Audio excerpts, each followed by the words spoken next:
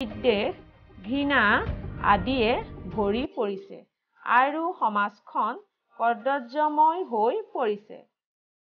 যিদৰে ঝাৰুৱে সাৰি পুচি ঘৰ দুৱাৰ চিকুণাই তোলে, ঠিক সেইদৰে আমাৰ মনৰ মাজত থকা মলিস্বৰূপ পৰস্পৰ ভেদাভেদ, হিংসা, বিদ্বেষ, ঘৃণা আদি নাইকিয়া কৰিব লাগিব।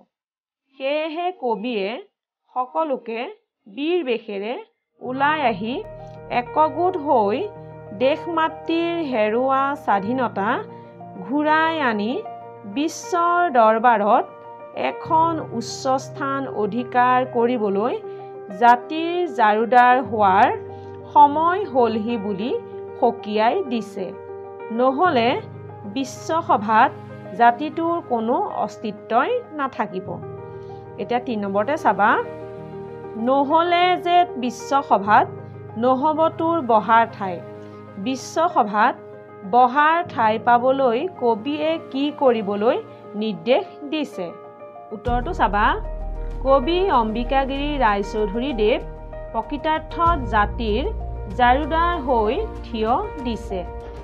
আমাৰ সাতামপুৰুষীয়া সোণৰ চোতাল ঘৰ বহুদিন ধৰি গোট খাই থকা জাবৰ জোথৰ মলি অৰ্থাৎ পৰাধীনতাৰ কালিমাৰে পোত খাই আছে।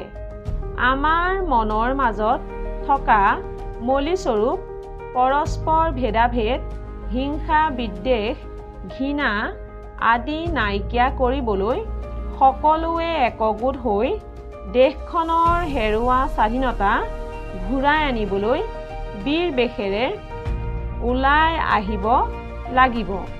তেতিয়াহে আমি কদৰ্যময় আৰু মলিয়ন হোৱা জাতিৰ জীৱন মনোহৰ কৰি দেশ-মাতৃক বিশ্বৰ দৰবাৰত এখন উচ্চ স্থান দিয়াব পাৰিম। সকলোৱে একগোট হৈ ওলাই আহি দেশৰ হেৰুৱা স্বাধীনতা ঘূৰাই আনিলেহে এইটো সম্ভৱ হ'ব। সেয়েহে কবিয়ে সকলোকে একগোট হ'বলৈ আহ্বান জনাইছে। নহ'লে দেশ-মাতৃয়ে বিশ্বসভাত ঠাই নাপাব আৰু আমাৰ জাতিটোৰ বিশ্বসভাত কোনো অস্তিত্বই নাথাকিব। এতিয়া ৪ নম্বৰতে চাবা, ধৰ ঝাৰু ধৰ ভাই কবিতাটিৰ মূল ভাৱ লিখা। উত্তৰটো চাবা, অসম কেশৰী অম্বিকাগিৰি ৰায়চৌধুৰীদেৱৰ ধৰ ঝাৰু ধৰ ভাই কবিতাটি এটি দেশপ্ৰেমমূলক কবিতা। দেশ পৰাধীন হৈ থকা সময়ত কবিয়ে ভাৰতৰ স্বাধীনতা আন্দোলনত অংশগ্ৰহণ কৰি কাৰাদণ্ড খাটিছিল আৰু জেলত থকা সময়ত তেওঁক পায়খানা চাফা কৰিবলৈ দিছিল। সেই সময়তে তেওঁ এই কবিতাটি ৰচনা কৰিছিল। কবিৰ মতে সাতামপুৰুষীয়া জাতিটোৰ ঐতিহ্য আৰু একতাৰ ভাৱ বৰ্তমান আমাৰ মাজত নাই। মানুহৰ মাজত পাৰস্পৰিক মৰম চেনেহৰ এনাজৰীডাল প্ৰায় নোহোৱা হৈ গৈছে। মানুহৰ মনৰ মাজত উচ্চ নীচ, ভেদাভেদ আদিয়ে ঠাই পালে।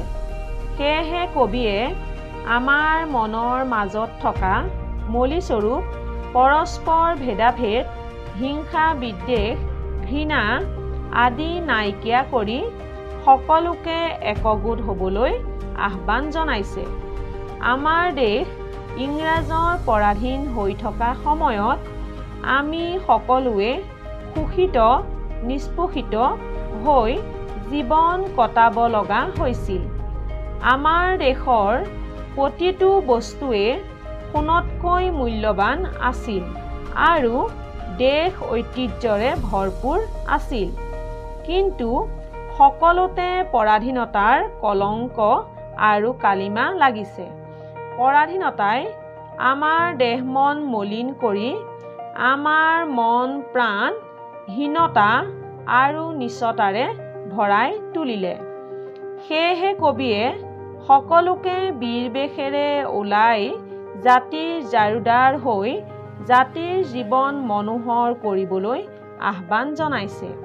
তেতিয়াহে দেশমাতৃ আৰু জাতিটোৱে বিশ্বৰ দৰবাৰত এখন উচ্চ স্থান অধিকাৰ কৰিব পাৰিব।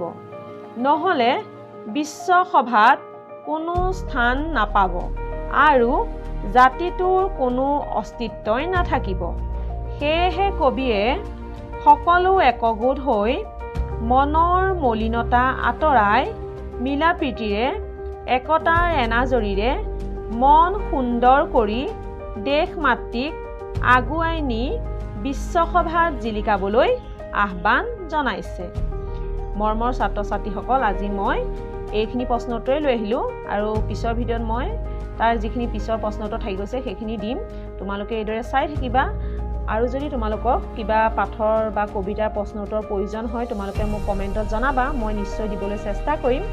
তেতিয়াহ'লে আৰু আজিৰ ভিডিঅ'টো এইখিনিতে সামৰণি মাৰোঁ। আজিৰ ভিডিঅ' চোৱা সকলোলৈকে মোৰ ফালৰ পৰা বহুত বহুত ধন্যবাদ জনাই আজিৰ ভিডিঅ'টো সামৰণি মাৰিছোঁ। ধন্যবাদ।